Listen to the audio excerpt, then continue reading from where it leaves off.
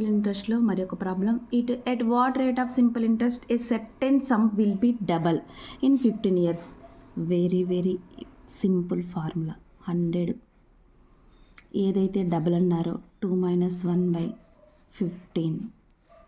So 100 మనకు అనుకోమంది rate R is equal to by 15, that is equal to 5 3 520, 6/2/3%. 6 is equal to 6/2/3%. చూసారా ఎంత simple అయిపోయిందో. అలా కాకుండా నెక్స్ట్ ప్రాబ్లం ఏమడిగిందంటే triple 10 years, triples in 10 years. ఇంకొకటి ఇలా ఇచ్చినప్పుడు R is equal to 100 3 - 1/10, 20%. R is equal to 20%.